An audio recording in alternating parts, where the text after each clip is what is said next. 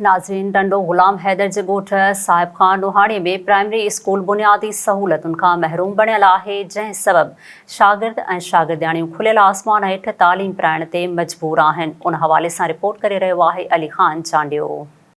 मौजूद आहियां जाती तहलके में, जेको ॿिनि जहाननि जो सरदार नबी करीम सल्लल्लाहु अलैहि वसल्लम मिठड़े मोहम्मद जे आमन ते पासबान अहले सुन्नत तरफ़ां हिकिड़ी अज़ीमुल शान रैली कढी वई आहे ऐं उन हवाले सां हिते आशिकाने रसूल सां ॻाल्हि ॿोल कंदासीं त हुननि जो छा चवणु आहे। हर साल जीअं हिन साल बि 11 रबीउल अव्वल ते मलकानी पेट्रोल पंप तां हिकु अज़ीमुल शान मरकज़ी रैली कढी, जंहिंमें तमामु आशिकाने रसूल पंहिंजे इश्क जो सबूत ॾिनो।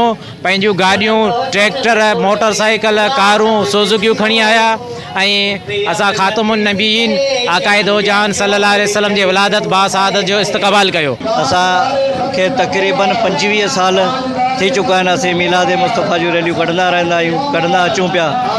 असांजे सरपरस्त आला हज़रत अल्लामा मौलाना मौलवी मोहम्मद अमीन थईम नूरानी जी अॻवानी में, सरपरस्तीअ में, जंहिंमें असांजो सदर बि आहिनि, तहलके जा सदर बि आहिनि, सिटी जा सदर बि आहिनि, कुझु अॻवान आहिनि ऐं उन्हनि जे महिरबानी उन्हनि जे हिसाब सां अॻवानीनि में असीं रैली कढंदा पिया अचूं। हर साल जीअं हिन साल बि माशाअल्लाह अल्लाह जो शुक्र आहे, सुठे नमूने सां असां रैली कढी आया आहियूं। पंहिंजे नबीअ जी आमद जी हीअ ख़ुशी धाम धूम सां मल्हाईंदा आहियूं ऐं अंजुमन पासबान अहले सुन्नत जा नौजवान हिन मौक़े ते सॼे शहर जातीअ खे सिंगारींदा आहिनि। सॼे शहर जाती में रोज़ानो राति जो रैलियुनि जो इनक़ाद कंदा आहिनि, पंहिंजे इश्क जो सबूत ॾींदा आहिनि। अंजुमन पासबान अहले सुन्नत तहलके जाती जे तरफ़ खां तमामु जोश ऐं जज़्बे सां इहा रैली मल्हाई वई आहे।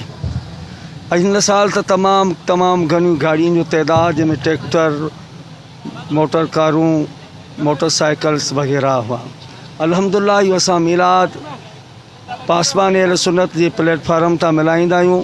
जी बिल्कुलु, आशिकाने रसूल सां ॻाल्हि ॿोल थी। हुननि जो चवणु आहे त नबी करीम सल्लल्लाहु अलैहि वसल्लम जी आमद जी ख़ुशी में असां अज़ीमुल शान रैली हर साल जीअं हिन साल बि कढी वेंदी आहे ऐं उन में हज़ारे ट्रैक्टर ऐं गाॾियूं ऐं रक्षा ऐं गॾा गाॾियूं पिणु मौजूदु हूंदियूं आहिनि, जेको जाती जे मुख़्तलिफ़ रोडनि तां थी करे इख़्तिताम अची हिते लेंडावा ते कंदियूं आहिनि, जिते जलसो अज़ीमुल शान जलसो कयो वेंदो आहे।